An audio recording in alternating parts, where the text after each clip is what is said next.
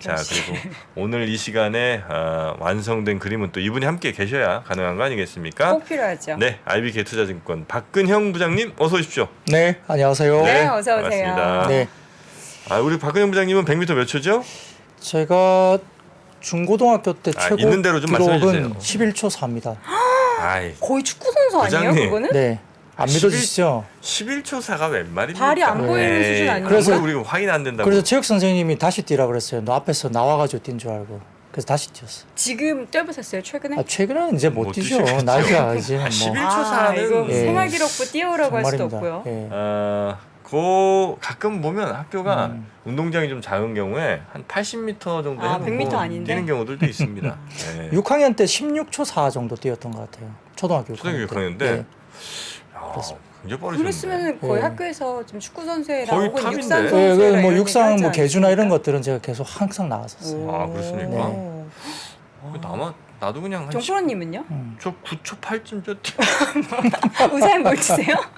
아니 뭐 그런 우사인 분위기 볼트세요? 그런 분위기인 것 같은 나도 한번 점점. 던져봤어요. 전전 이제 빛의 속도까지 가겠습니다. 좋치고 근데 아마 그때 이제 아까 말씀하신 게 맞을 거예요. 운동장 길이 100m를 얼마나 네. 정확하게 쟀을까요? 우리 학교 대충. 때. 예, 그러니까 맞춰서 뛰었는데 아무튼 네. 좀 빠른 편에는 네, 속했다. 진짜 빠르셨던 것 같아요. 빠른 편에는 속했다. 아무리 줄여도 11초 4는 네, 진짜 네. 빠른 거고. 맞아요. 이제 네. 저희 고등학교 옆에 있는 고등학교가 운동장이 진짜 작았어요. 네. 그래갖고 그 사각형 중에 딱 대각선으로 딱 뛰면 딱 100m 모여 여기가. 빠듯하게. 그래서 이제 애들이 뛰는데 문제는 그 딱 거기가 정문이거든요. 네. 애들이 딱 100m 딱 끝나고 딱 쓸 수는 없잖아요. 네. 달리던 그 속도가 있으니까. 네. 그리고 다 정문 받고 다 빼나가는 거예요. 이제 못 쓰고 그러다가 뭐 사람들이랑 부딪히고 뭐 사건 사고가 좀 많이 있었던 그런 학교가 하나 있었습니다. 정말 네. 이제 어렸을 때 체력장 했던 기억이 나네요. 그러니까요. 그러니까 사실 저도 보면 그때 중고등학교 때가 벌써 뭐 35년 전이니까 참 뭐 그때는 뭐 얼마나 정확하게 재지를 못했을 네네. 거고 그냥 그때는 그냥 우리 운동회 뭐 체력장 이런 것들 하던 시기여서 지금은 그런 안 기억이 하나요? 나네요. 예? 지금 체력장 같은 거 안 하나요? 요즘은 아이들 오래 달리기 모르겠네. 뭐 이런 거 안 하나요? 그런 거 안 하는 것 같아요. 우리 이제 아버님 어머님 계실 테니까 댓글로 좀 알려주세요. 궁금해요. 저는 가장 내가 미련하고 악착 같았지만 좀 그래도 멋있었다 싶었던 게 오래 달리기를 끝까지 해서 1등을 했어요. 1000m? 근데 오. 그러고 쓰러졌어요. 음. 양호 씨 실력 안 뭘 위해서 그렇게 달린 거예요? 모르겠어요. 그냥 뭔가 막 뭘 하면은 쌩쌩이 이렇게 2단 뛰기 하는 아. 것도 30개가 이제 만점이에요. 그러면 그거를 막 온몸에 그 줄넘기냐고 나는데도 그걸 굳이 맞춰서 하겠다고. 그렇게 그게 또 뭐라고. 그렇게 내신이 또 뭐라고. 근성 있는 분들이 결국은 성공하시더라고. 그렇죠. 뭐 그때는 뭐 윗몸 일으키기 이런 것들도 있어가지고요. 저는 그런 게 맞아요. 너무 없었어요. 네. 오래 매달리기. 전 오래 매달리기 1초도 못했어요. 그러니까 여학생들은 오래 매달리기를 했고 네. 남자들은 이제 윗몸 일으키기 윗몸 하면서 뭐 일으키기. 다른 것들 그리고 이제 이렇게 그 턱걸이라 그러나요? 맞아요, 예. 이렇게. 턱걸이 개수 이렇게 하고 막 그래가지고 네, 저는 윗몸 일으키기 하면 제 이 뭐랄까 머리 높이보다 허리 높이가 더 많이 올라갔어요. 원래 배치기를 해야 되니까 배를 빡 올려갖고 안 올라가니까 예. 그게 나중에 크게 정말 도움이 좀 됩니다. 체력은 국력인데 요즘은 약간 안 하는 것 같은 분위기라고 하네요. 방송 좀 시작하라고요? 네, 하면 재밌는데. 오늘은 별로 하고 싶지 않아. 오늘 마지막인데 여러분. 여러분도 너무 이렇게 뭐 팍팍하게 굴지 맙시다. 회장 볼 거 없었어요, 여러분. 그리고 저 참 맞다. 50m 곱하기 2 하는 학교도 있었습니다. 근데. 그것만 갔다가 이렇게 와요? 아니 그러니까 50m 가고 그걸로 그냥 거기 일을 해요? 7초, 너 14초 이렇게. 그런 건 그건 아닌데. 굉장히 유리한데 학생한테 왜냐면 그렇습니까? 뒤로 갈수록 이제 느려지나요? 예 아무래도 힘드니까 그러니까요. 예, 그건 좀 막판 아닌데? 스포트가 좀 떨어질 것 같은데 한 네. 1.2배 정도는 해야 되지 않을까. 하여튼 뭐 별별 학교가 다 있었습니다. 네, 자 그럼 한번 슬쩍 장 한번 볼까요? 더 얘기하고 네, 싶지만. 뭐 한국 증시는 이제 오늘 마지막 날이었습니다만 네. 뭐 중국발 코로나19 확산에 대응 강화라든지 리오프닝발 관련된 인플레이션 압박에 따른 뭐 주요 은행들의 추가 긴축 가능성 이게 부각이 된 것 같거든요. 그래서 사실은 중국이 리오프닝해서 되게 좋을 것 같다라고 했던 게 별로 안 된 것 같은데 이게 거꾸로 보면 양날의 검처럼 오히려 이제 인플레이션을 더 이제 자극시킬 수 있다 이렇게 또 해석을 하면서 되게 이제 부정적인 이슈로 또 이야기가 된 것 같습니다. 이제 관련된 부분에 대해서 코스피가 14포인트 정도 하락하면서 출발을 했는데요. 기관과 외국인이 양시장 현물 매도 출발했고 선물은 뭐 어느 정도 이제 기관이 약간 뭐 사는 쪽으로 출발을 했는데 일단 개인이 전일에 의해서 또 이제 순매수를 이어나가는 가운데 기관도 뭐 선물이 또 매도가 전환되고 코스닥이 잠시 소폭 기관들 순매수를 하긴 했지만 다시 팔았습니다. 그래서 시장이 상당히 좀 좋지 않은 수급을 일단 가지고 시작을 했다 볼 수 있겠고요. 전체적으로 지금 갭 하락 후에 반등을 약간 주는 듯 하던 주가지수 선물이 재차 하락하면서 오전에 뭐 코스피가 2260포인트를 테스트를 하기 시작했습니다. 10시 30분경에 중국 시장 개장하면서 또 낙폭을 보이니까 또다시 이제 국내 시장 하락폭이 추가로 키워지면서 코스피는 이제 장중에 2240포인트 부근 테스트까지 이루어졌고요. 여전한 개인 매수세 그리고 기관의 해지성 선물 매수를 제외하고는 매수가 거의 부재했다 볼 수 있습니다. 오늘 되게 안 좋았군요. 굉장히 안 좋았습니다. 저희가 오늘 이렇게 웃을 건 아니었네. 네. 저는 이제 많이 장을 안 못 보고 왔는데. 어제도 안 좋고 오늘도 안 좋긴 야, 했어요. 2% 빠졌어, 2%. 근데 정프로님 웃으실 수 있어요. 왜요? 오늘 게임주가 난리였거든요. 아니 게임주가 근데 저도 난린 줄 알았는데 넷마블 많이 올랐어요. 넷마블만 오른 것 같아. 아니요, 다른 아닌데? 종목은 제가 다른 설명드리겠습니다. 펄어비스 떨어졌는데 지금? 네, 아무튼 구매드 맥스 떨어지고. 좀 이제 진행 좀 해보도록 네, 하겠습니다. 그 좀 이따가 첫 번째로 제가 다룰 네. 거니까 알겠습니다. 들어주시고요. 아무튼 뭐 코스피 오전 거래대금이 2조 7천억 정도 규모로 이제 그렇게 많지는 않았고요. 2240포인트 부근에서 지지력을 테스트하던 시장이 1시 이후에 잠시 주가지수 선물이 반등을 좀 타진하면서 약간 낙폭을 줄이나 싶었는데 사실은 그렇지 못했고요. 시장은 마지막까지 반등하지 못하고 결국에 장중 저점 수준에서 이제 시장이 마감됐으니까 하루 종일 굉장히 어려운 시장으로 볼 수 있습니다. 전업종이 일제히 하락세를 보였고 철강 금속이 가장 큰 폭으로 하락했고요. 뒤에서 운수창고도 3%대 약세 기록했는데 최근 중국 리오프린 가시화의 강세를 기록했던 뭐 진에어나 제주항공 등 LCC 관련주도 약세를 기록했고요. 금주의 업종 수익률 상위권에 위치했던 유통이나 섬유의복 등의 소비 업종들도 차익 실현 매물이 출회되면서 부진했습니다. 시총 상위단에서는 당연히 뭐 삼성전자나 하이닉스가 부진했고요. 코스닥도 기관 외국인 매물이 출회되면서 업종별로는 디지털 컨텐츠가 강세를 보였고 특히 이제 아까 말씀하셨던 중국의 외자 판호 발급 관련된 재개 소식 때문에 게임주가 전반적으로 강세를 보였습니다. 반면 유통이나 섬유 의류 등도 약세를 보였던 하루였습니다. 네. 업종에서 보면 정말 엔터 게임 외에는 다 전반적으로 하락하는 그런 모습들이 보였습니다. 게임 업종에는 정말 약간 떨어졌네. 초특급 호재가 있었죠. 중국 판호. 네네네. 네. 일단 뭐 표를 가져와 봤습니다. 표를 띄워주시면 그 국내 게임 외자 판호 발급 내역에 대한 부분들이 보이는데요.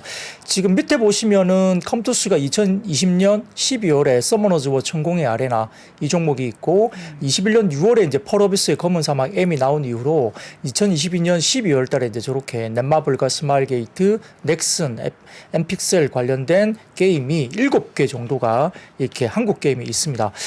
판호 발급은 1년 6개월 만에 이제 진행이 된 거고요. 총 44개의 게임 중에 한국 게임이 7개 게임이니까 상당히 좀 이례적으로 많았다 볼 수 있습니다. 근데 이제 2020년 12월에 컴투스의 서머너즈 워 천공의 아레나가 외자 판호 발급을 하면서 한한령 해제 기대감이 굉장히 커졌었고요. 이 게임은 아마 제 기억으로는 컴투스 주가를 8배 정도 올렸던 그런 게임으로 기억을 합니다. 이 게임 하나 가지고요. 그리고 이제 그 한국 게임이 외자 판호를 내준 게 지난해 6월 펄어비스의 검은 사막 모바일이 마지막이었고 대부분 다 이제 이런 부분에서 상당히 좀 우려스러웠던 부분이 계속적으로 이루어졌습니다. 근데 이제 최근에 미디어 업종은 상당히 좀 긍정적인 분위기가 많이 이루어졌는데 게임 업종은 중국 정부 규제 영향이 지속됐다 볼 수 있겠고 한때 중국에서는 게임을 뭐 마약이라고 칭하면서 되게 좀 규제를 하는 듯한 느낌도 있었던 상황이었는데 네. 이런 부분에서 기본적으로 굉장히 보수적인 입장을 취했던 것과 달리 게임 관련된 판호 발급을 받은 게임들의 성향이 일단 기존 중국 정부의 입장 변화도 좀 이루어진 것이 아니냐, 기존과 좀 다른 입장이 좀 된 것이 아니냐 이렇게 뭐 평가할 수 있겠습니다. 근데 뭐 넷마블이나 뭐 넥슨 게임즈, 조이시티, 룽투 코리아, 뭐 데브 시스터즈 등의 이제 강세를 보였는데요. 그 여러 가지 이 판호 발급에 대한 이슈에 대해서 여러 가지 애널리스트들이 이제 의견을 좀 각각 냈는데 제가 좀 와닿는 의견이 미래에셋증권에서 나온 의견이 좀 제가 개인적으로 상당히 와닿아서요. 좀 소개를 하고자 합니다. 네. 그 이번 외자 판호 발급에서 주목해야 될 부분은 세 가지로 볼 수 있는데 일단 게임 수가 많다. 발급된 게 한국 게임도 마찬가지로 많다는 거고요. 두 번째는 가장 중요한 게 이게 게임이 최신 게임이라는 거죠. 그 세 번째는 글로벌 흥행주인 게임에 대해서 발급이 됐다는 부분입니다. 그래서 출시 6년이 지난 시점에 2000년에 컴퓨터 서머너즈 워가 이제 판호가 발급돼서 되게 오래된 게임이 발급이 됐고 출시 3년 반이 지났던 시점에서 발급된 2021년 펄어비스 검은 사막 N과는 상황이 좀 다르다고 평가했고요. 7종 게임 중에 4종이 2000년 이후 작품이고 2종은 작년 출시작이니까 굉장히 신작들을 판호 발급을 한 겁니다. 특히 이제 더군다나 고무적인 부분이 로스트 아크라든지 에픽 세븐, 그다음에 제2의 나라 같은 경우는 글로벌에서도 현재까지도 여전히 좀 흥행 가도에 있는 작품이기 때문에 국내 게임에 대한 판호 규제가 사드에 대한 정치 보호 이외에도 과거에 이제 중국 자국 시장에 대한 보호 목적도 상당히 중요하게 있었기 때문에 이런 부분들을 고려한다면은 이번에 대규모 판호 발급이 중국 자국 시장이나 게임사들에 대한 자신감의 표출로 좀 해석할 수 있다 이렇게 평가할 수 있습니다. 네. 중국의 대표 게임사 텐센트와 네디즈가 뭐 이미 시총에서도 그리고 히트작 수에서도 시장 점유율 면에서도 글로벌 거의 탑티어 게임사로 이미 도약한 지 오래됐고요. 중국에서 굉장히 잘 만들고 있고 또 단적인 예로 국내 매출 탑 10 게임들 중에 중국 게임이 차지하는 비중이 이미 40%에 달합니다. 한국 내에서도 마찬가지입니다. 그래서 이제 한한령이 발생하기 전에 2016년까지 국내 게임이 이제 매년 20개 전후로 판호를 획득해 왔는데 판호 발급이 이전 수준으로 많이 돌아간다면은 뭐 판호 획득 이벤트가 가진 희소성이라든지 그에 따른 뭐 주가 모멘텀이 약간 약화될 가능성이 있다. 약화될 수밖에 없다 보는 거고요. 결국 이제 판호 획득 능력보다는 중국 게임 시장에서 통할 게임을 만들고 있는가가 핵심적인 이슈다라고 분석을 했기 때문에 오늘 종목 중에서 일부 종목은 마이너스가 나오고 네. 일부 종목은 급등세로 그대로 유지가 됐다. 볼 수 있습니다. 다음 표를 좀 가져와 봤는데요. 중국에 대한 이해가 필요하다 이렇게 이야기했는데 중국의 탑 30개 모바일 게임 장르 분포를 딱 보시면은 이해가 좀 필요합니다. 2010년대 중반만 하더라도 중국 모바일 게임 시장은 SLG라고 해가지고 클래시 오브 클랜과 같은 이런 전략 시뮬레이션 게임이 되게 유명했고요. 쓰리매치 퍼즐, 그러니까 이게 캔디 크러쉬 사가 이런 게임들이 되게 유행했고 카지노, 뭐 슬로매니아 같은 게임들이 장르가 이제 3분하는 양상이었습니다. 근데 현재 기준 중국 모바일 게임 탑 30위 내 게임 비중은 사진을 참고해 보시면은 가장 큰 메인으로 도달하는 장르는 수집형 RPG, 그러니까 롤플레잉 게임이 지금 27%, 그 뒤를 캐주얼 게임이 24% 이루고 네. 있고, 그 다음에 SLG라 해서 전략 시뮬레이션 게임이 13%, 그리고 고포류, 그러니까 고스톱이나 포커 게임이 10%. 뭐 고포를 고스톱 네. 포커류. 아. 네. 저것도 그리고- 시뮬레이션 게임이네요. 그렇죠. SLG. 예. 그리고 이제 AOS라 해가지고 이것도 이제 전략 액션 게임 정도가 네. 10% 정도 가고 있고요. 퍼즐이나 카지노 장르는 이미 이제 중국 시장에서 쇠퇴하고 있고 수집형 RPG 게임이 최대 인기를 끌고 있습니다. 출시 2년이 지났음에도 현재 중국에서 1위를 하고 있는 게임이 원신이라는 게임인데 원신이라는 게임도 국내에서 굉장히 히트를 치고 네. 매출 상위단에 올라와 있습니다. 이제 이 수집형 RPG 60% 이상이 만화나 미소녀를 기반으로 한 서브컬처 장르 게임인데 국내에서 최근에 히트쳤던 니케, 소위 말하는 엉덩이 게임이라고 불리는 이 게임입니다. 엉덩이 게임이요? 미소녀들이 엉덩이를 좀 흔든다고 해서 엉덩이 게임으로 아주 아하. 히트를 쳤죠. 근데 아마 텐센트인가요? 거기서 또 이 개발사에 대한 투자를 최근에 한글로 이어지면서 대성창투와 같은 관련주가 또 급등세를 보였던 뭐 그런 이력도 있습니다. 그래서 서브컬처 기반의 수집형 RPG가 다수가 매출 순위 상단에 포진하고 있고 결국은 중국 시장에서 서브컬처 장르가 통한다. 그리고 중국 당국이 서브컬처 장르 게임에 대한 허가도 약간 관대한 편이라는 것을 의미한다 볼 수 있습니다. 그래서 최근에 국내에서 여전히 비중이 높은 MMORPG 다중 뭐 역할 수행 게임이라고 하는데 뭐 리니지나 이런 것들 게임이죠. 이것은 3% 수준에 불과한 것으로 이제 중국 시장이 추정되고 있기 때문에 결국은 이번에 판호에 팔급 뭐 포함된 에픽 세븐이라든지 그랑사가 이런 것들도 대표적인 서브컬처 기반의 수집형 RPG 게임입니다. 네. 그래서 이런 부분에 대해서 약간 뭐 중국 시장에 대한 이해가 필요하고 여기에 따라서 거기에 걸맞는 종목을 좀 봐야 된다라고 코멘트를 했기 때문에 이 부분을 본다면 사실은 이 코멘트는 저는 좀 와닿던 코멘트였고 이 게임사들 중에 모든 게임사가 다 같이 갈 수 있다 이런 것은 분명히 아닌 것 같다라고 보는 것 같은데요. 근데 미래에셋증권에서 오늘 탑픽으로 꼽은 종목은 조이시티라는 종목입니다. 조이시티. 조이시티가 꽤 많이 올랐는데요. 그 조이시티가 이제 왜 미래에셋 탑픽으로 받았냐 하면 네. 서브컬처가 관련이 있다. 왜냐하면 주사위 신이나 히어로 볼 Z를 흥행시킨 서브컬처 강자인 모히또 게임즈라는 회사가 있는데 여기서 개발한 서브컬처 신작이 스타시드란 뭐 이 게임이 있다고 합니다. 상반기 출시가 내내 기대되고 있고요. 네. 특히 이제 지금 중국의 서브컬처 대표 퍼블리셔인 빌리빌리 이 글로벌 퍼블리싱을 또 하기로 이야기된 것 같습니다. 그래서 이미 이제 빌리빌리와 1년이 넘는 협업을 통해서 신작 개발 마무리 단계에 왔기 때문에 판호 획득에 대한 부분들은 상당히 좀 가능성이 굉장히 높다라고 이제 분석을 했고요. 그다음에 이제 그 조이시티 쪽은 전략 시뮬레이션 게임에서 뭐 글로벌 10위권 게임사인데 국내에서는 메인 장르가 아니지만 글로벌에서 모바일 기준 가장 큰 매출을 올리고 있는 장르가 뭐 라이즈 오브 킹덤스가 대표적인데 이런 것들이 있다. 그래서 중국에도 수집형 RPG 그다음에 캐주얼의 딜을 잇는 인기 장르이기 때문에 조이시티의 대표 이 관련된 SLG 게임인 캐리비안의 해적과 건쉽 배틀이 출시 4년이 지났는데도 글로벌에서 견조한 매출을 이루고 있다 이렇게 이야기를 했습니다. 표를 가져와 봤는데요. 프리스타일이라든지 그다음에 전쟁 시뮬레이션 장르 분기 매출이라든지 그다음에 캐리비안 해적 분기 매출 추이나 건쉽 배틀 매출 추이를 보면 굉장히 좀 견조하게 계속 유지가 되고 있는 모습이 보입니다. 그래서 조이시티가 이런 부분을 봤을 때는 상당히 나쁘지 않은 그림이고 중성수 가운데 탑픽이다 말씀을 했고요.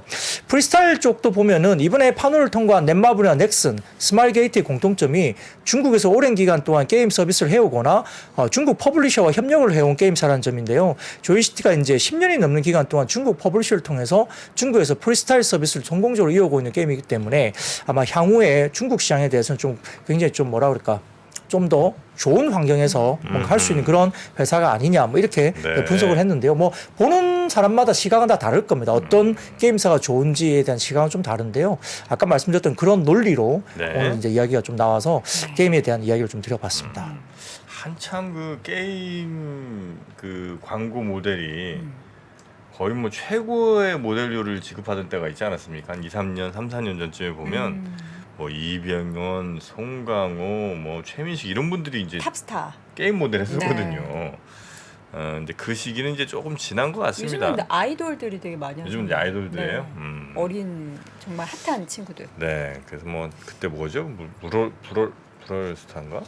왜 하여튼 이병헌 씨 막 이렇게 어디 저 맥주집 같은 데서 막 총 쏘고 하는 뭐 이런 게임이 기억이 나지 않습니까? 광고가 있었어요. 유명했던 광고인데 여튼 게임 광고하면 근데 되게 유명하고 스타라는 거를 증명하는 거잖아요. 게임 광고가 예전에 안 그랬나 하여튼 뭐 한 5년 전부터 갑자기 이렇게 좀 세져갖고 그러니까 저희가 이제 TV를 보면서 광고를 잘 봐야 되는 게요. 가장 핫한 섹터가 광고가 집중되는 경향이 당연히 있겠죠. 그렇죠, 돈을 그렇죠. 많이 버는. 네.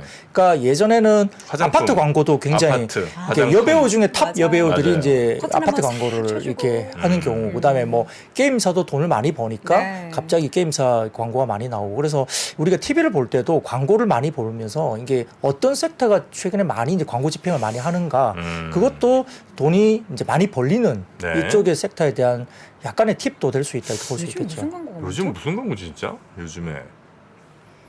요즘에 그렇다면 반도체는 아닌 것 같고 뭐 항상 뭐 많이 나오는 게 맥주 광고라든지 이런 맥주. 것들은 쭉 이제 뭐 여름철부터 그 월드컵이 있었기 때문에 쭉 이어진 것 같고요. 광고 많고. 면도기 네. 차 광고도 요새 꽤 많이 하지 않나요? 자동차? 아니, 여기서 많이 봐요 그런가?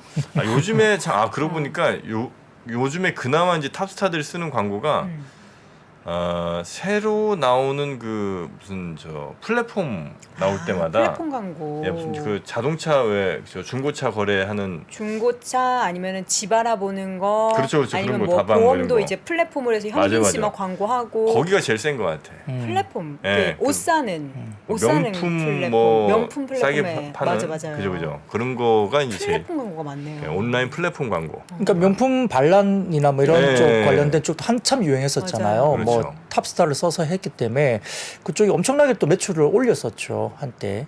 그래서 그런 것들이 결국은 돈이 몰리는 쪽의 광고가 역시 이제 TV에서 많이 볼 수 있는 부분이기 때문에 약간의 시장에 대한 팁도 얻을 수 있다. 섹터별로 보면 뭐 그렇게 그러네요. 생각할 수는 있겠습니다. 네. 알겠습니다. 자, 이번에는 이제 중국 코로나19 관련해서 그리고 또 항공 관련된 종목들 움직임 좀 볼까요? 네, 지금 그 밀라노에 도착한 베이징 상해 승객 중에 거의 절반이 코로나19 바이러스에 감염된 걸로 확인되면서 네. 전 세계가 이제 중국인 여행객에 대해서 약간 빗장을 거는 듯한 이야기들이 나옵니다. 초창기에도 그랬었잖아요. 예, 첫 항공편의 경우에 중국인 승객 92명 중에 35명, 그리고 두 번째 항공편에서 중국인 승객 120명 중에 62명이 아유. 코로나 양성 반응이 나왔다. 그러니까 이탈리아가 엄청나게 놀랬고 있었을 것 같습니다. 그래서 아마 결과에 따라 중국발 여행자에 대한 엄격한 규제 적용 가능하다 발표를 했고요. 아니 어떻게 뭐 저 의도적으로 보낸 게 아닌 이상 이렇게 많이 걸릴 수가 있습니까? 근데 그리고 이 시기에 밀라노 정도 갈 경제적 수준이면 능력이 있는. 재력이 있는 분들일 거 아닙니까? 야, 이거는 일부러 진짜 이렇게 걸린 사람들 모아서 보내지 않은 이상 이렇게 많이 걸렸다는 거는 네. 신기하네. 중국 대륙이 지금 전부 다 걸렸다는 거 아니면 그렇죠. 뭔가 이거 좀 이상한. 일부러 밀라노. 근데 이제 지금 독일 보건부도 중국의 이 발병 상황을 보면서 이제 위험한 변이가 나타났다는 단서가 없지만 네. 네. 발생한 경우에는 합당한 입국 제한 조치를 취하겠다라고 독일에서도 이야기를 했고요. 미국 당국은 1월 5일부터 중국과 마카오, 홍콩에서 미국에 입국하는 모든 여행객은 비행기 탑승 이틀 이내에 실시한 코로나19 검사 음성 확인서를 제출해야 된다라고 밝혔습니다. 그리고 이제 대만은 다음 달 1일부터 한 달간 중국발 입국계에 대해서 네. 코로나19 검사를 시행한다 보고요. 인도, 일본, 말레이시아 등도 중국에서 입국하는 여행객의 코로나 검사를 의무화한 것으로 알려졌고 여러 가지 부분에서 일본 같은 경우는 특정 지역에는 아마 중국 여행객을 아예 못 오게끔 하는 지역도 있는 걸로 제가 잠깐 본 것 같은데요. 우리나라는 어떻게 될까요? 네, 그래서 이제 한국 같은 경우도 지금 이제 관련된 방역 강화 전략을 논의하고 있고 아마 30일 정도에 뭐 발표를 한다고 이야기 들렸는데 지금 이 관련해서는 최종 방안이 이제 발표가 난 건 아니기 때문에 어떻게 될지 알 수는 없지만 뉴스에서는 계속적으로 우리가 좀 검역을 강화하는 쪽으로 나올 거라는 뉴스가 조금 나오고 있는데 네. 정부 입장에서는 아직은 뭐 결정된 거 아니다라고 말은 하고 있습니다만 일단 뭐 방안에 대해서 너무 풀어주는 쪽은 좀 아니지 않을까라는 생각은 합니다. 네. 그래서 이런 부분들 때문에 최근에 리오프닝 관련해서 수혜주로 이야기됐던 항공, 화장품, 여행, 면세, 카지노 이쪽이 다 이제 오늘은 별로 안 좋았고요. 어제 미국 시장에서도 이런 관련된 여행 관련주나 이런 관련들이 굉장히 좀 급락을 보였기 때문에 똑같은 현상이 국내에서도 오늘 나타났다 이렇게 볼 수 있습니다. 자, 그리고 진단 키트 관련해서도 진단 키트요? 예, 그래서 네. 지금 중앙재난 그 안전대책본부가 중국에서 국내에 들어오는 입국자에 대해서 48시간 이내 PCR 검사, 음성 확인서 제출이나 신속 항원 검사 실시 등의 방안을 논의하고 내일 브리핑에서 최종 대책을 발표한다는 이런 이야기가 뉴스로 나왔습니다. 확인된 건 아닙니다만 뉴스는 그렇게 소식이 전해졌고요. 여기에 따라서 아마 PCR 검사를 받도록 하는 게 유력할 것으로 전해지면서 이 진단 키트 관련주는 오히려 이제 긍정적으로 반응을 하면서 상승세를 보였다 이렇게 분석할 수 있겠습니다. 네. 이어서는 애플이 신저가를 경신하자. 우리나라의 관련주도 안 좋았다고요? 네, 뭐 아이폰 출하량 감소가 계속되면서 악재로 작용했고요. 네. 지금 주가로 보면은 2021년 6월 이후 최저치로 내려왔습니다. 이 대만 폭스콘의 아이폰 생산을 위탁하는 애플이 이제 지금 후베이성 폭스콘 공장이 이제 마비가 되면서 뭐 신형 아이폰 생산에 당연히 어려움을 겪고 있고요. 지금 이런 부분들 때문에 애플도 지난밤에 3% 정도 하락세를 보였고 애플이 이제 생산 차질이 생기니까 이제 뭐 생산 단일화 회사에 맡기는 것이 좀 힘들다 이게 좀 불안하다 싶어서 다각화하는 것을 방향을 바꾼 걸로 보이는데 아마 럭스쉐어나 그다음에 페가트론 이런 쪽에 폭스콘으로부터 아이폰 14 프로와 아이폰 14 프로 맥스 주문량의 10%를 확보를 했는데 아마 대량 출하가 아무리 빨라도 12월 말까지는 좀 어렵다라고 보는 것 같습니다. 거기에 따라서 전반적인 부분에서는 지금 스위스 투자자인 UBS에 따르면은 생산 차질로 리드 타임이 늘어나면서 미국 내 아이폰 14 관련된 시리즈의 구매 고객들의 제품 대기 시간이 최소 23일까지 달하고 있다라고 추산하고 있기 때문에 이런 부분들이 좀 타격을 받으면서 국내 LG노텍, BH, 이녹스 첨단 소재, 하이비전 시스템, 도구전자 등이 오늘도 약세를 보였습니다. 아주 후베이성이라고 그러셔갖고 허베이성 했는데 허베이성이랑 후베이성이 또 따로 있군요. 아, 다른 곳입니까? 네, 전 이제 후베이성이라고 그러셔갖고 살짝 웃을래다 이제 말았는데 허베이성은 이제 하북성이고 네. 후베이성은 호북성입니다. 네, 그렇게 이제 한자가 이제 좀 하북성, 네, 호북성, 그렇게 좀 다른 하허. 모양입니다. 네, 여튼 이제 오늘 요 공장 관련된 얘기는 후베이성, 폭스콘 공장이고요. 네. 자, 그리고 TMI 예 들었습니다. 자, 이어서는 반도체 넘어가 보도록 하죠. 아니잖아요. 네. 사실 이제 그 지난밤 필라델피아 반도체 지수가 이제 빠지면서 최근에 분위기가 좋지 않은데요. 실제 통계청이 발표한 산업 활동 동향이 나왔는데 여기 보면은 11월 전 산업 생산 관련된 지수가 115.3. 이게 이제 2015년을 기준 100으로 잡고 여기 관련된 지수를 이제 나눈 건데 현재 115.3으로 이제 전월보다 0.1% 증가는 하긴 했습니다. 네. 근데 이 중에 반도체 생산이 11% 그리고 반도체 가동률은 12% 급감항으로 나오니까 반도체 섹터가 별로 안 좋다는 게 나오는 겁니다. 그래서 최근에 글로벌 경기 둔화 때문에 IT 관련된 수요가 당연히 줄었다고 분석이 됐고요. 더군다나 이제 한국투자증권도 역시 최근에 삼성전자하고 하이닉스 관련된 실적 하향 조정이 계속 나오고 있고요. 또한 이제 한국투자증권 같은 경우도 오늘 4분기 실적에 대해서 삼성전자를 다소 좀 하향 조정을 다시 했습니다. 그래서 메모리 다운턴이 아직은 계속 이루어지고 있고 이게 내년 뭐 1분기 내지는 뭐 상반기까지도 다운턴이 간다고 보고 있기 때문에 이런 부분들이 얼마나 더 내려갈 건가 이런 부분들이 아직까지는 좀 불확실성으로 이야기되면서 반도체 관련 섹터도 오늘 상당히 좀 안 좋은 모습을 보였습니다. 삼성전자도 뭐 2.3% 빠졌군요. 네, 그렇습니다. 하이닉스도 1.3% 정도 그 마이너스. 오늘 추매하신 분들 계신다고 지금 댓글에 추매라고 이제 더 지금 추가 매수. 떨어지는 네. 김에 더 사셨다. 네네. 2주 더 사셨다고 하네요. 네, 두 주면 네. 11만 600원 쓰셨겠습니다. 그렇습니다. 자, 반도체가 다음 해에는 좀 좋아야 할 텐데 말이죠. 반도체는 내년에 조금 회복해요. 확실합니까? 네. 반도체가 아이고. 그렇게 얘기합니까? 아니 걱정하지 마세요. 제가 아, 그건 다 정말요? 파악하고 있으니까. 예, 아, 그래요? 내년에 그럼 내일 사도 됩니까? 내일? 내일 사봐야 뭐 살 수 있나? 살 수 있으면 예, 사봐.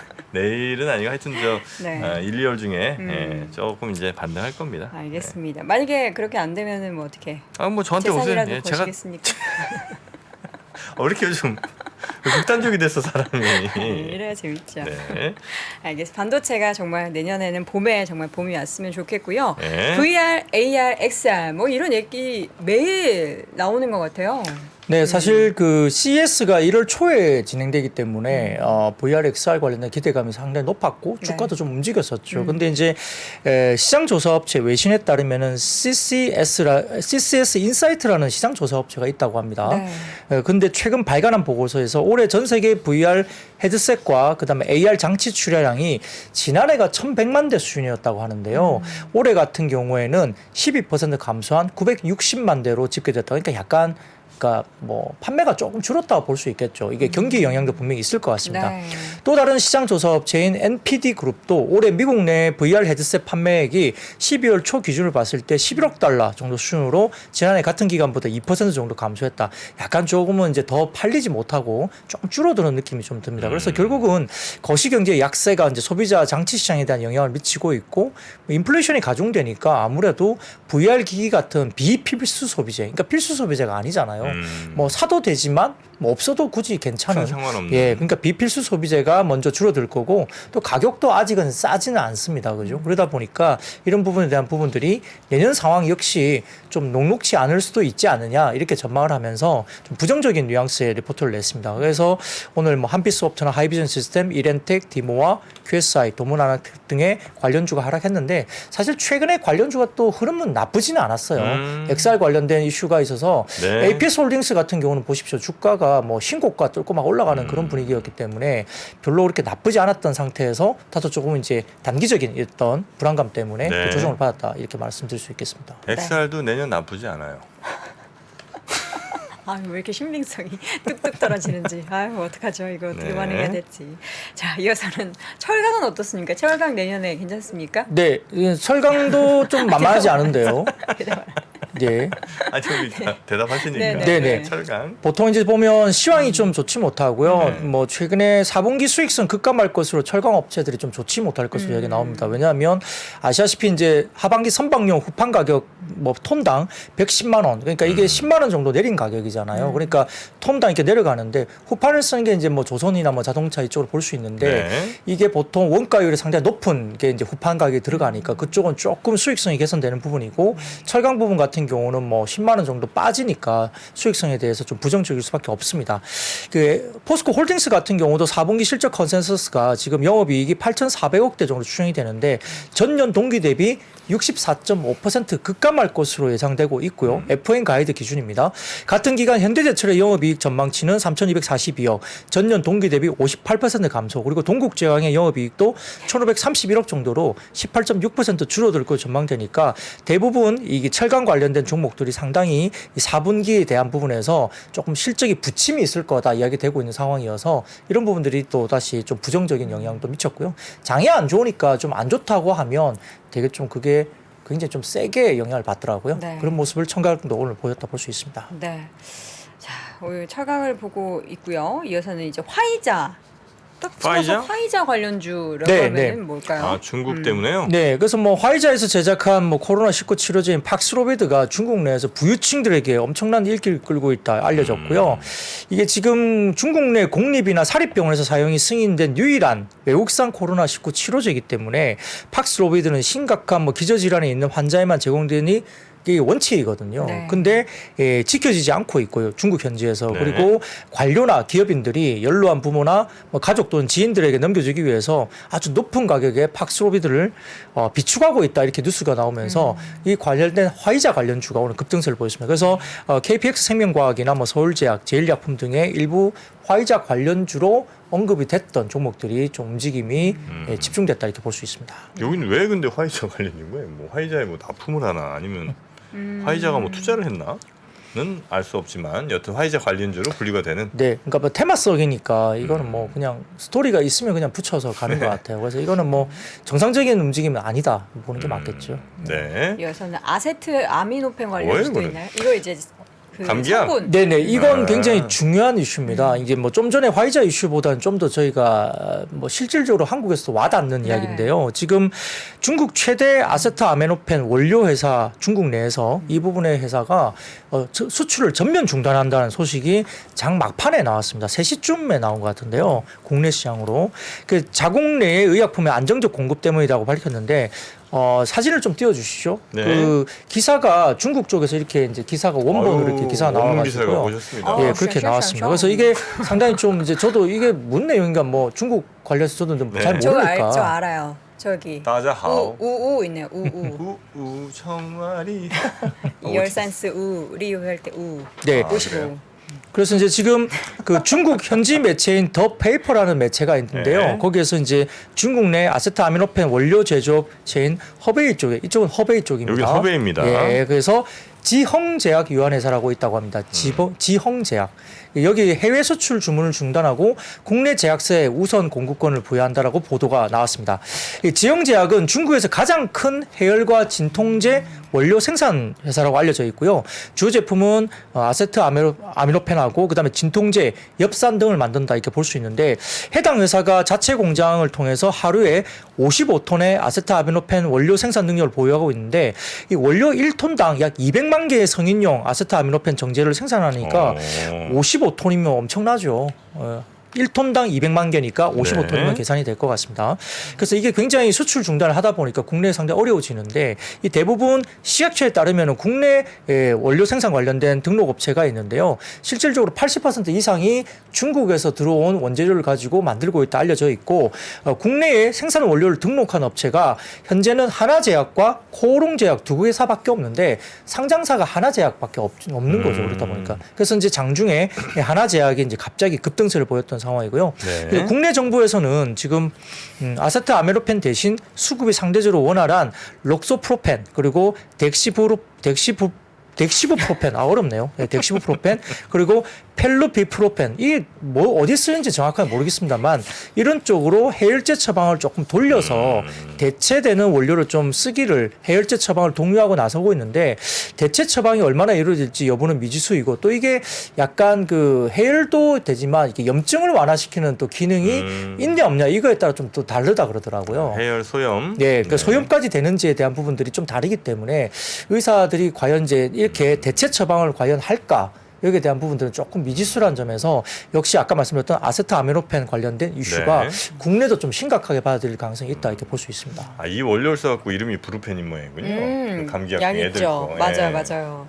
그리고 앞서서 그 화이자 관련주라고 해서 뭐 KPX 생명과학, 서울제약, 제일약품 이런 걸 좀 찾아보니까 과거에 화이자와 뭔가 공급 계약을 체결한 적이 있었었거나 아니면은 관련된 이제 뭐 원료를 만들었었거나 네. 아니 만들어서 지금 뭐 백신 관련해서는 아니지만 다른 쪽으로 뭔가 연관이 있는 네, 그런 네, 네. 회사라서 거론이 되는 거다라는 정도는 여러분 인지해 주시기 바랍니다. 네. 자, 이어서는 천연가스 소식 확인해 볼까요? 네, 뭐 유럽의 천연가스 가격이 이제 최근 하락세를 나타내면서 우크라이나 전쟁 이전 수준까지 하락했다 이렇게 나옵니다. 27일 기준 유럽 가스 가격 지표인 네덜란드 TTF 가스 선물 시장에서 1월 인도분 가스 거래 가격은 전 거래일 대비 3.54% 급락한 메가와트 시당 80.04유로로 마감했습니다. 러시아가 우크라이나를 침공하기 이전 이틀 전인 2월 22일 날은 79.74유로였으니까 거의 최저 수준까지 거의 다 떨어졌다 볼 수 있겠죠. 그래서 천연가스가 이미 그 우크라이나 전쟁 직전 가격까지 거의 빠졌기 때문에 이런 부분도 천연가스 관련된 이슈가 있는데요. 지난 8월 26일 가스 가격이 1메가와트 시당 346유로까지 정점을 찍었으니까 지금 약 80유로까지 빠졌으니까 엄청나게 이제 많이 빠진 겁니다.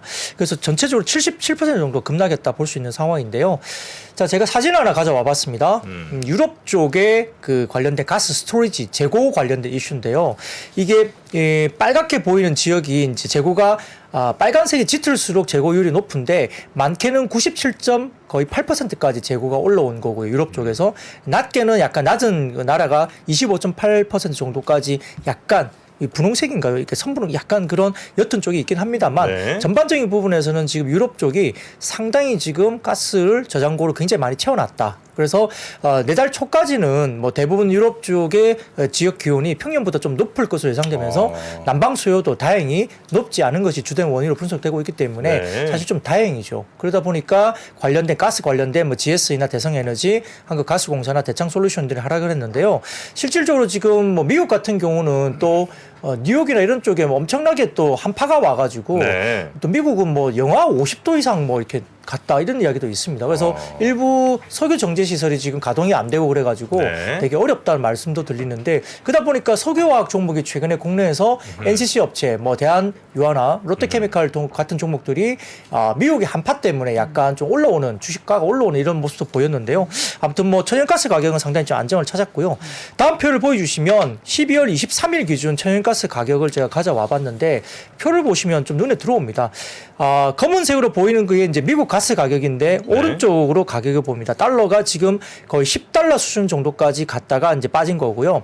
빨간색 선은 유럽 가스 가격인데 왼쪽 쪽을 보시면 유로입니다. 유로. 그러니까 그게 거의 350유로 정도까지 갔었죠. 그러니까 유럽 가스 가격이 미국 가스 가격의 한 6배 정도까지 비싼 거예요. 가격을 이제 계산해 보면 굉장히 비싼데 미국의 프리포트 쪽에 이제 이쪽이 1월부터 아마 수출 가능하다 이렇게 미국 쪽에 천연가스가 나오고 있기 때문에 미국 쪽의 가스가 이제 유럽으로 아마 넘어갈 겁니다. 그래서 이제 유럽 쪽도 어느 정도 가스 공급을 1월 이후부터도 미국에서 이제 받을 수 있기 때문에 조금 더 가격이 하향 안정화될 가능성이 높고요.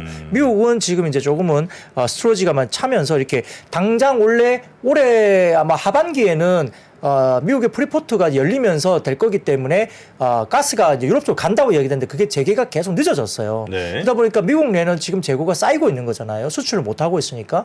그래서 또 하향 안정화되고 있고 이런 현상이 나타나면서 상당히 좀 가스 가격이 상당히 좀 많이 빠지고 있는 모습인데요. 네. 그런 부분들 때문에 뭐 다행히 가스 가격이 좀 올라가지 않으면서 인플레 쪽과 관련된 부분들이 조금 완화되고 있다 볼 수 있습니다. 네. 자, 마지막 에너지. 또 다른 네, 에너지. 살짝 한번 좀 볼까요? 네, 뭐 정유 에너지 쪽은 크게 문제는 아니고요. 네. 지금 뭐 WTI가 좀 빠지고 있는데 얼마나 더 빠질 거냐 이슈는 있지만 사실 좀 이제는 좀 덜 빠질 가능성도 높다는 이야기가 나옵니다. 뭐 어제 같은 경우는 WTI 기준이 지금은 78.96달러 정도로 거래가 됐는데 사실은 사진 하나 가져와 봤습니다. 표를 좀 보시면 지금 그 미국의 상업용 원유 재고가 좀 많이 올랐다가 이것도 바닥권에 있고요. 그다음에 아주 이렇게 회색 선으로 보이는 쪽을 보시면 그게 미국의 전략 비축유입니다. 전략 비축유. 엄청나게 떨어져 있잖아요. 그러니까 바이든 대통령이 전략 비축률 방출하면서 이제 유가를 안정시키려고 방출했는데 이 재고가 이렇게 엄청나게 떨어져 있습니다. 그러면 일정 수준 이상 내려오면 전략 비축률을 사야 되는데 그 가격이 뭐 60달러, 70달러 정도 되면 사야 되는 거거든요. 그러다 보니까 오히려 유가가 그 부분 때문에 어느 정도까지는 계속 유지가 될 거다는 거죠. 더 빠지기는 어렵다고 보는 거. 물론 이제 경기 침체 때문에 유가 수요가 원유 수요가 좀 빠지면서 그 원유 가격이 빠질 수는 있지만 전략 비축률을 채워야 되니까 그렇게 되면 수요가 확대되면서 어느 정도 수준에서는 계속적으로 하방 경직성이 생긴다고 보니까 유가가 더 많이 빠지기 좀 어렵지 않지 않느냐. 그러면 그래서 이제 지금 미국 시장에서도 자꾸 이제 에너지주를 다시 산다는 이야기들이 많이 나오거든요. 그런 부분들이 아마 유가 하방에 대한 부분들에 대해서 어느 정도 지지하는 요인이 이런 쪽에 있다 이렇게 설명드릴 수 있겠습니다. 네. 와. 그 이제 반가운 소식 하나 좀 어떻게 전해드릴까요? 반가운 소식이요? 네. 어떤 반가운 소식이요? 우리 박근영 부장님과 함께 네. 또 금요일을 책임지시는 강환국 작가분이 있지 않습니까? 그분이 혹시 오셨나요? 그분이 지금 이 스튜디오를 찾아왔습니다. 네, 제 눈으로 바라보고 있으면서 발연기를 해봤습니다. 강호 작가님이 이제 금요일마다 강박브라더스 하면서 이제 두 분이 함께 퇴근길 라이브를 꾸려가고 있는데 이제 내일이 휴장일이다 보니까 여러분께 새해 인사를 못 드리잖아요. 아유, 참 그래서 어쩜 저렇게 또 착할까요? 오셨어요. 예, 그래서 저 그럼- 너무 깜짝 놀란 게 너무 사실- 잘생기셨어. 네, 아무도 이제 뭐 반기는 분도 없는데 이렇게 찾아오시는 게 쉬운 일은 아니지 않습니까? 시청자분들 누구 하나 찾는 분이 없는데 정말 너무 고맙습니다. 우리 강원국 작가님 어서 오세요. 반갑습니다. 네, 안녕하십니까. 네. 네. 아니 강 작가님 살 진짜 많이 빠지신 것 같은데요? 아 진짜 많이까지는 아니고 조금 뺐습니다. 얼굴이 네. 진짜 조그매지셨어요. 반쪽이 됐어요. 네. 반쪽이요? 예. 그렇죠. 사실 제가 뭐 이제 100kg를 찍고 네. 그 다음에 이제 MDD가 한 13, 14%까지는 났습니다 지금. 예. 그게 뭔 소리죠? 아니 그러니까 이게 남자의 로망이라는 게 몸무게 네. 세 자리잖아요. 그러니까 100kg 찍는. 로망이에요 그게? 네네 그렇죠. 예. 오, 제 동생은 늘 세 자리였는데 로망을 늘 채우고 로망을 있네요. 늘 채우시는 분이군요. 네. 예. 그래서 채웠으니까 정점을 이루고 이제 내려가야겠다 생각해가지고 네. 이제 조금씩 점진적으로 낮추고 있습니다. 네. 조금만 더 빼시면 진짜 미남 되실 것 같아요. 좋네. 네. 두 분 대화는 영 좀 뭔가 흐름이 좀 이상해. 얼굴이 너무 조그마시잖아요. 아 있어요 얼굴이 진짜 네. 그 있어요 정말 말씀하신 아니, 있어요. 예. 엣지가 있습니다 얼굴이. 예. 자, 세 분 있어요. 대화 다 이상한 것 같고요. 하여튼 우리 네. 강 작가님 오셔서 인사하신다고 했으니 빨리 인사하세요. 네네. 여러분 정말 1년 동안 저랑 같이 해주셔서 정말 감사드립니다. 새해 복 많이 받으십시오. 2023년은 좋은 게 뭔지 아십니까? 일단 주식 수익률은 무조건 2022년보다 좋아질 겁니다. 더 이상 떨어질 수가 없어. 네. 아니 이런 제스처는 어디서 배우신 거예요?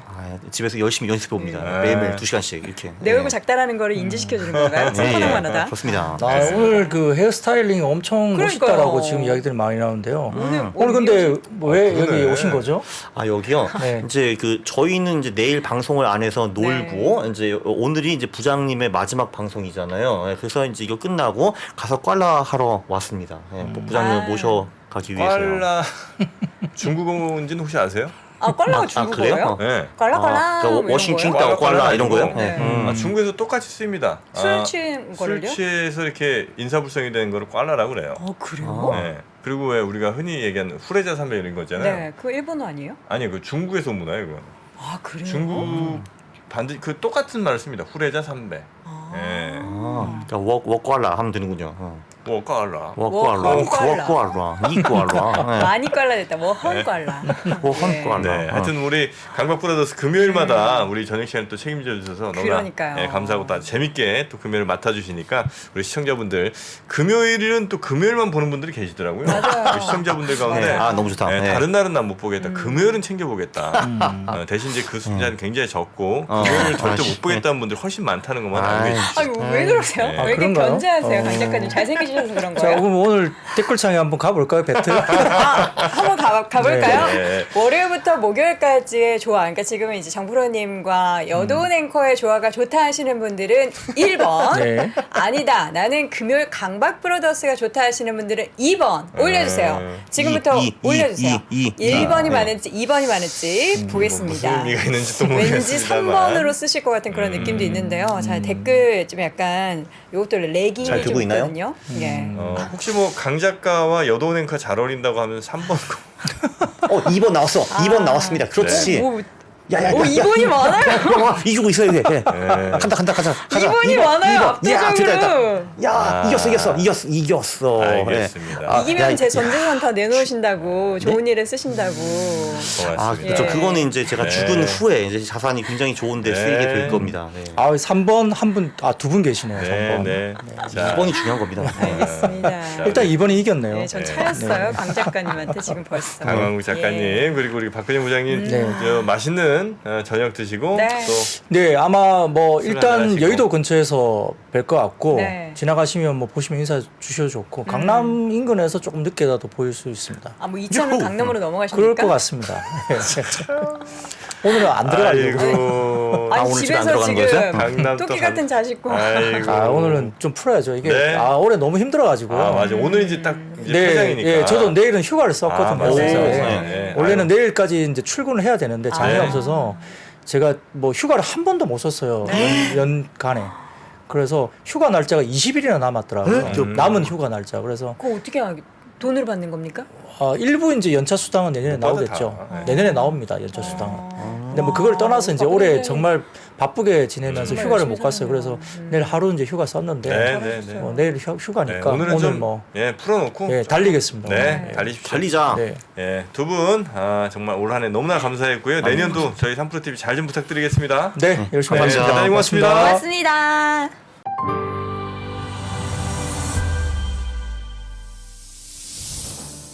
주식 투자자 여러분, 바로 지금 더 늦기 전에 준비하셔야 됩니다.